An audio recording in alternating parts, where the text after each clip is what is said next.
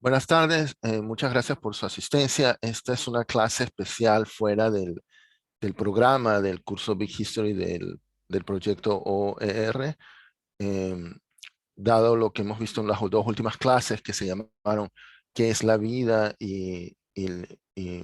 O sea, la clase de hace 2 semanas se llamó ¿Qué es la vida? Y la clase de hace una semana se llamó cómo se originó la vida y cómo evolucionó y cómo cambió. Entonces, bueno, averiguando para esas clases encontré cosas de biología teórica que me parecieron muy interesantes. Y, y luego se me ocurrió en realidad, como no soy experto en biología teórica, hacer, eh, hablar de analogías y, y un poquito sobre biología teórica. Bueno, los videos que he escogido van a hablar por sí mismos del tema. Pero bueno, el corto que acabamos de ver es basado en un cuento soviético de ciencia ficción que yo leí de niño allá en los 70s. Y el año pasado encontré que en Checoslovaquia en el 76 habían hecho un corto basado en ese video. No sé si se dieron cuenta que lo puse a doble velocidad. Eh, Creo que no se percataron. Pero bueno, lo hice así para ahorrar tiempo, porque tenemos muchas cosas que ver. Bueno, el caso es que eh, Eh, quiero comenzar comentando algo. Al final de la clase pasada vimos esta tabla de estos biólogos que publicaron un libro llamado Principales Transiciones en la Evolución, un libro que entiendo influyente, donde, bueno, decían estas son las principales transiciones, bueno, y de eso hablamos la semana pasada, lo estoy mostrando porque algunos de los que están presentes no estaban la semana pasada. Y algo bueno, y aquí ellos iban, incluso llegaban a hablar de las sociedades humanas con el lenguaje, ¿ok? Que otros biólogos de repente no llegan a meterse en esos temas, pero bueno. Y ellos comentaban, y también lo vimos la semana pasada, que ellos identificaron varias propiedades en común a todas esas transiciones. Y la semana pasada nos enfocamos en la última, nuevas maneras de transmitir información. O sea, que en todas esas transiciones, ellos dicen, han aparecido nuevas maneras de transmitir la información. Pero algo interesante es en la primera propiedad y está relacionada a algo que Jorge comentaba. Jorge hacía la distinción la semana pasada entre colecciones y conjuntos. ¿Puedes explicar, aclarar, digamos, esa diferencia nueva, Jorge? Por favor. Sí, lo que pasa es que realmente para nosotros siempre nos enseñan que los conjuntos y colecciones son sinónimos. Inclusive muchos especialistas en el área insisten de que en realidad no deben estarse mezclando lo uno con lo otro porque es lo mismo. Pero técnicamente o filosóficamente el problema con las colecciones es que es un concepto de la multiplicidad. Mientras que, y claro, el problema es si la multiplicidad existe o solamente existen los individuos. Hay un aspecto filosófico de toda la vida. Y eso surgió desde los griegos con la parte de los taxa, que es la teoría de la clasificación de los animales. Y en la Edad Media hubo el problema de si los conceptos abstractos que existían o no existían, que solamente existían las cosas vivas, pues las cosas que Concretas. entonces, en lo que para el problema es que eso afecta a la matemática, porque cuando llega el concepto de infinito, entonces el problema era cómo manejar el infinito. Bueno, para seguirnos Y simplemente en resumen. el resumen es que a Cantor se le ocurrió a convertir las colecciones en unidades. Inventó el concepto de Menge, que se tradujo como conjunto. Y los Menge son individuos, pero que están asociados, son representantes de colecciones. O Bueno, sea que entonces realmente, fíjate, esa primera línea, aquí dice, las entidades más pequeñas en estas transiciones de la evolución frecuentemente se juntaron para formar entidades más grandes. Entonces, bueno, técnicamente, ajá, como tú dirías, es como un conjunto, pero, eh, eh, exactamente. La ¿ok? idea es la unificación. La Sí, unificación es perdón, el concepto de unificación es que hacer uno de la varios. multiplicidad. La Ya, multiplicidad, exacto. exacto. O sea, me pareció muy interesante que tú estabas comentando esto que acabas de decir la semana pasada y no nos habíamos fijado que la primera propiedad que comentan es esa, que me parece muy Es relacionada a lo que tú fundamental. estás. Sí. Ok, bueno. Y claro, entonces cuando se juntan entidades de cierto nivel, crean unidades del nivel más arriba, ¿no? Exacto. Este es esto también lo vimos en las clases anteriores, los niveles de organización biológica. O sea, las células se juntan y forman tejidos, los tejidos se juntan y forman órganos, etcétera, ¿no? O sea, los organismos, o sea, los individuos se juntan y forman poblaciones, etcétera. En fin, era un comentario que me quedó, o sea, que me di cuenta durante la semana, pero que también me parece relevante para lo que vamos a hablar ahora. Bien, quiero comentar en cuanto a analogías. He encontrado este canal de YouTube llamado Piensa como un físico, donde hay un video interesante. Bueno, he visto unos cuantos videos allí y me parecen muy buenos, pero me llamó la atención este que se llama el método de primeros principios, de qué está hablando Elon Musk. O sea, parece que Elon Musk en algún momento dijo algo de que él sigue el método de primeros principios y que es algo que son los físicos. Entonces, bueno, la creadora de este canal de YouTube tiene este video para aclarar el tema. Dura 14 minutos, entonces por cuestiones de tiempo no se lo muestro, lo voy a poner en la lista de extras. Bueno, si quieren, bueno, va a haber muchas opciones al final de la clase para cosas de ver, pero en resumen, ellos contrastan razonar por analogía y el método de primeros principios. Y según la versión de razonar por analogía que tienen aquí, es fácil y que no lleva a soluciones radicales. Bueno, un ejemplo trivial que da es como el precio de las baterías, que mucha gente es alto y mucha gente decía, bueno, por analogía dicen es igual que los que anteriores. En cambio, el ejemplo que ella da es que Elon Musk dijo, bueno, ¿cuánto vale la materia prima? Y bueno, y supongo que también incluiría la mano de obra, etcétera. Y bueno, o sea, y en base a los datos iniciales, eh, encontrar la solución y bueno, y dicen que, bueno, es más difícil. Bueno, pero me llamó la atención porque realmente, bueno, o sea, en ese video, digamos, le echan tierra a razonar por analogía y elogian, bueno, y de hecho ella asevera que los físicos usan primeros principios, el método de primeros principios. Pero bueno, a mí, o sea, yo soy amante de las analogías y bueno, y les voy a mostrar a alguien que considero uno de los reyes de las analogías, que es el autor de este maravilloso libro Gödel Escher-Bach, que salió publicado en 79. Bueno, era muy popular, bueno, casi como un libro de culto en los 80s, en mis años universitarios. Y bueno, no sé si sigue siendo hoy en día conocido entre las nuevas generaciones. Pero bueno, es un libro muy motivante con muchísimas ideas. Bueno, para los que no los conocen muy rápidamente, ¿quiénes son Gödel, Escher y Bach? Eh, eh, Kurt Gödel es un matemático que demostró un teorema muy importante en la lógica matemática, que, bueno, había varios matemáticos tenían el objetivo de crear un sistema axiomático consistente y completo que incluyera la aritmética.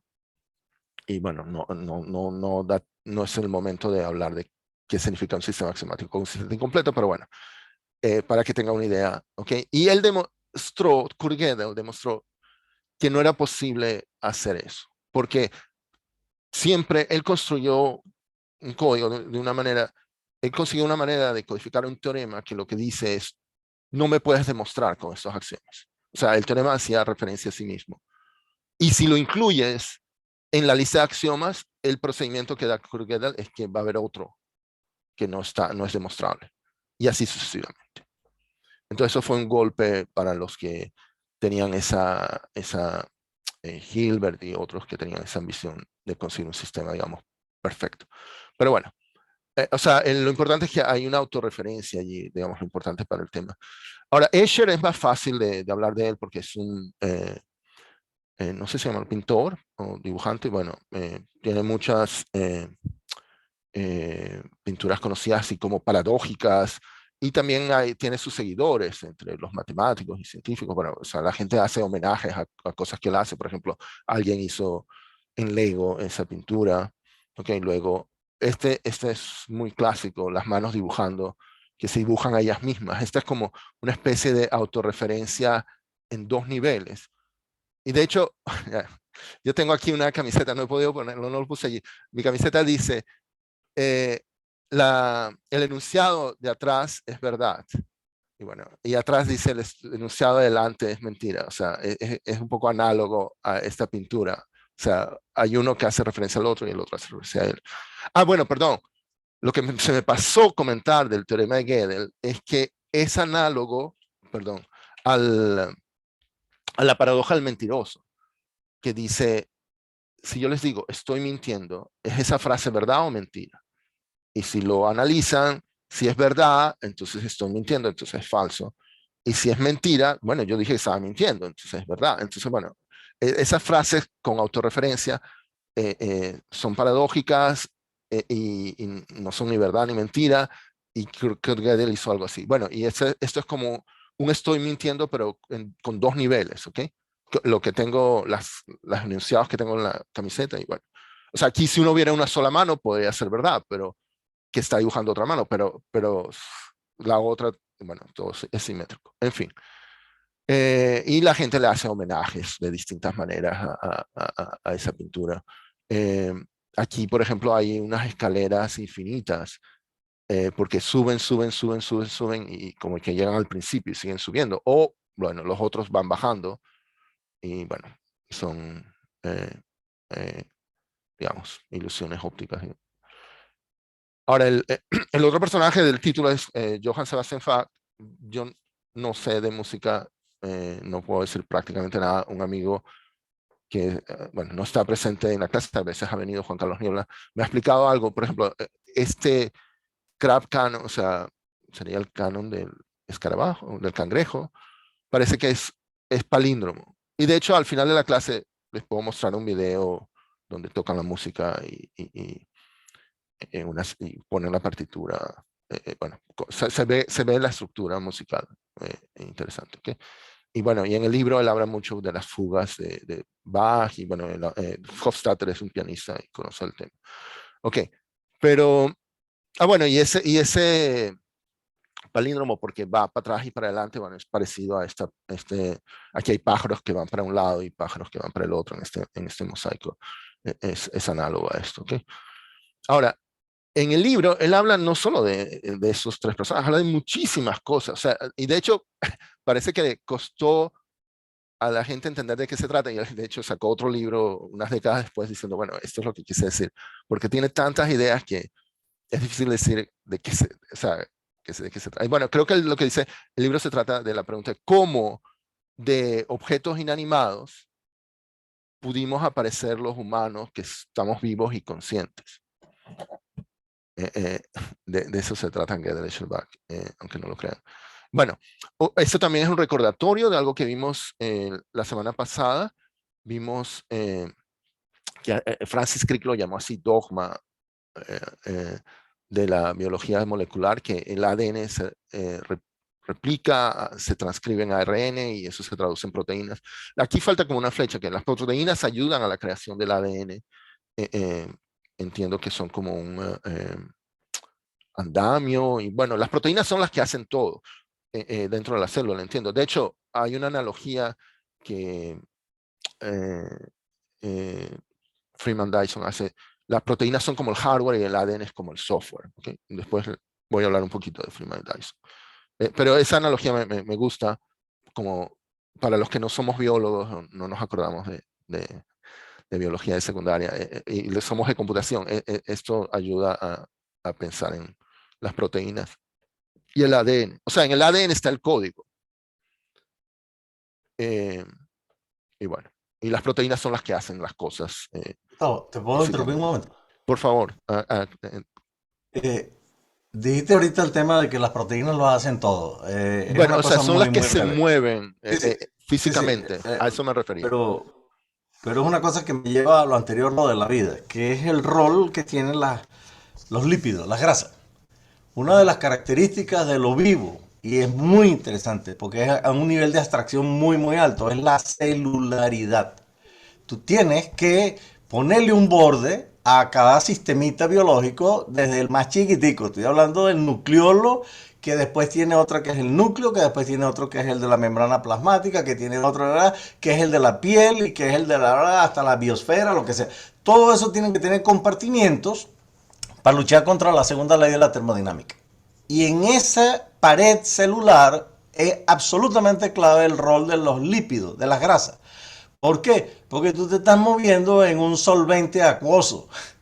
Y si tú lo que tuvieses ahí en la membrana fuera hidrosoluble, no, tienes perdido el asunto. Se Entonces es un deshace juego muy todo. interesante, cómo repeler el agua, pero no, pero permitir que pase y tal y cual. Es crítico. El rol que juegan los lípidos en la membrana celular es absolutamente determinante.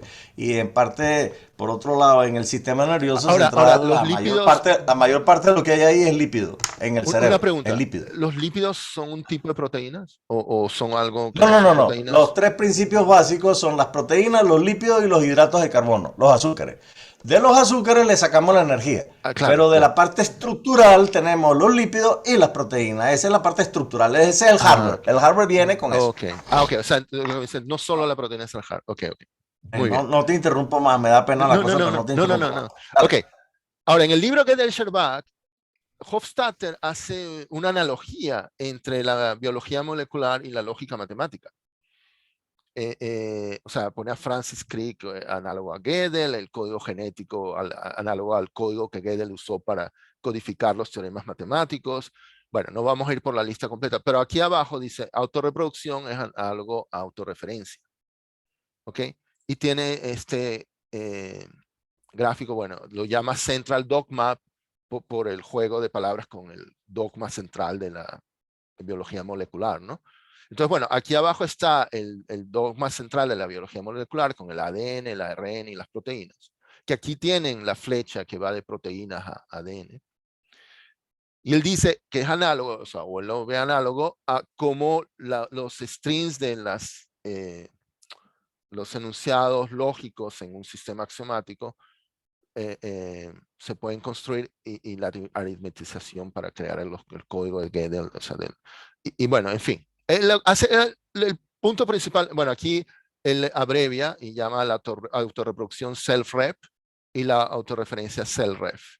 Pero él dice, bueno, a esto de hecho él inventó el término strange loops en inglés, eh, que son como algo mágico, o sea, unos lazos que van a un nivel más alto y consiguen hacer cosas eh, eh, más allá de si no hubiera estos lazos. O sea, sin autorreproducción no habría vida. Y sin autorreferencia, bueno, creo que una de las tesis de él es que la autorreferencia, bueno, o sea, supongo que el primer ser vivo que empezó a pensar acerca de sí mismo, lo llamaríamos el primer ser vivo consciente. Bueno, no me voy a meter en definiciones de conciencia, pero creo que va por ahí el asunto. Bueno, ahora, él luego en un segundo libro que sacó con artículos, una recolección de artículos de Scientific American, ahí hay un capítulo sobre biología molecular, que dice que le criticaron, bueno, aclara más, pero bueno, él dice que esta analogía la encontraba fructífera. Bueno, y en una charla, que la recomiendo muchísimo, lo que ocurre es que dura 1 hora, entonces voy aquí a mostrar unos, los momentos, digamos, más relevantes de su charla. Él muestra estas dos fotos y ¿qué piensan que son?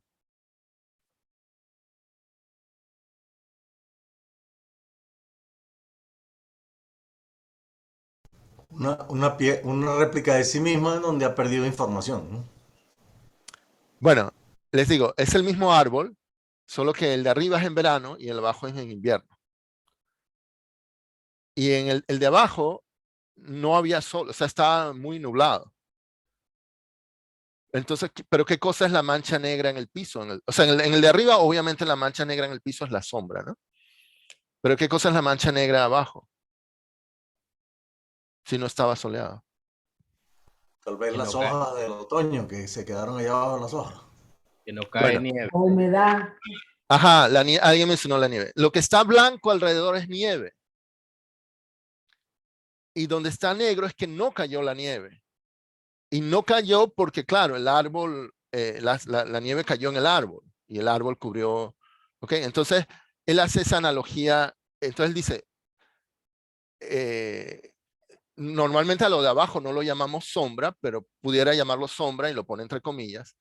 Y él echa broma diciendo, bueno, si la nieve está hecha de copos, quizá la luz también es hecha de copos y lo llama la hipótesis Luz Copos, ¿ok? Y esto lo hice en 2005.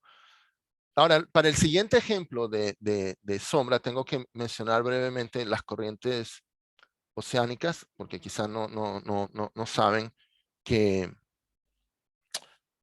acá en el Reino Unido el clima es mucho más cálido que en Canadá, a pesar de que la latitud es la misma. O sea, si van horizontalmente, de hecho es más cálido que Nueva York en invierno, ¿ok?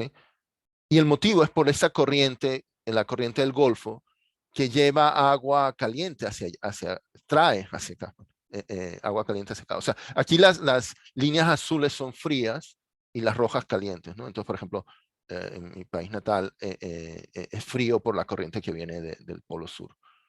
¿Okay? O sea, es más frío de lo que la gente piensa para un país tan cercano al Ecuador, hablando de la costa, ¿no? Y bueno, y en el hemisferio sur se puede ver que en los continentes la costa oeste es fría y la este es caliente. Esto es por el movimiento de rotación de la Tierra. Pero bueno, pero para el ejemplo que va a dar lo de la corriente del Golfo es relevante. Y lo que él comenta es que un conocido suyo se mudó al norte de Noruega. Y entonces le dijo, wow, el norte de Noruega, eso debe ser muy frío. Y le dijo, no, de hecho es más, tiene temperaturas más altas que el sur de Noruega. Y entonces la explicación que le dio es esta. Entonces este es un dibujo que él hizo. Las líneas rojas son calientes, la corriente del Golfo, y las líneas azules, el mar está frío. Y entonces lo que se dio cuenta es que aquí, esta parte del norte de Noruega llega la corriente del Golfo, pero a esta parte al sur de Noruega no llega porque en cierto modo está a la sombra Porque del no le Reino cayó la Unido. nieve. Exacto, está a la sombra del Reino Unido. ¿Ok? Esa me gustó, Muy, está chévere. muy bueno, Bueno, muy bueno. entonces, él dice, las analogías repetidas expanden los conceptos. O sea, es como que el concepto de sombra pudiéramos generalizarlo para estos otros casos de nieve, de corrientes oceánicas y qué sé yo. Creo que menciona algún otro ejemplo. Bueno, y entonces, bueno, da como ejemplo el concepto de número y bueno, entonces, luego él dice, dice, la magia especial de la mente humana es que sin fin se agrupan los conceptos en nuevas unidades que o sea, hay unas unidades que se agrupan en un concepto, pero luego nos olvidamos de lo que está dentro y lo vemos como una nueva unidad. O sea, es parecido a lo que estábamos hablando al comienzo de la clase. Y esa nueva unidad se junta con otras y se vuelve más, se junta con otras y se vuelve, le ponemos la membrana aquí, aunque sin lípidos, solo conceptualmente, y se vuelve otra unidad, y él dice sin fin. Y dice, es una magia de cómo funciona nuestra mente. ¿Ok? Y entonces dice, por ejemplo, aquí dice el concepto de hub, o sea, de un centro eh, de, ¿no? de un aeropuerto en donde llegan muchísimos aviones y es un sitio de conexiones, ¿no? En inglés se le llama hub, y que es un concepto que depende de tantísimos conceptos, de cosas de transporte, de centralidad, de aerolíneas. Bueno, y aquí viene lo de la economía, downsize, bueno, porque para las compañías aéreas es más barato tener un aeropuerto donde vayan todos. O sea, típicamente, digamos, en los países de Sudamérica suele ser en la capital, ¿no? del país. Pero bueno, qué sé yo, en Estados Unidos creo que, por ejemplo, Atlanta es un hub. Pero bueno, pero el punto de él es que la palabra, así cortica, hub, depende de un montón de conceptos que hemos adquirido previamente. Y que al usar la palabra no pensamos en todo eso, o sea, lo vemos como una unidad sin necesidad de pensar en todos los detalles que eso implica, ¿ok? Y entonces él dice, no hay diferencia fundamental entre conceptos tangibles primordiales como cosas que se pueden tocar, una mano, una silla, un libro, y la manera en que usamos conceptos abstractos que han usado un montón de otros conceptos para crearlos. Entonces da el ejemplo de Hop, de telenovela y otros. Que nuestra mente, una vez que se acostumbra al concepto abstracto, ya lo puede usar con la misma facilidad que usa conceptos tangibles. Él dice eso. De verdad le recomiendo la charla, me parece fascinante. Y de hecho, bueno, he conseguido un video corto del final de la charla. Entonces los voy a mostrar. Vamos a parar la grabación aquí y les voy a mostrar ese video.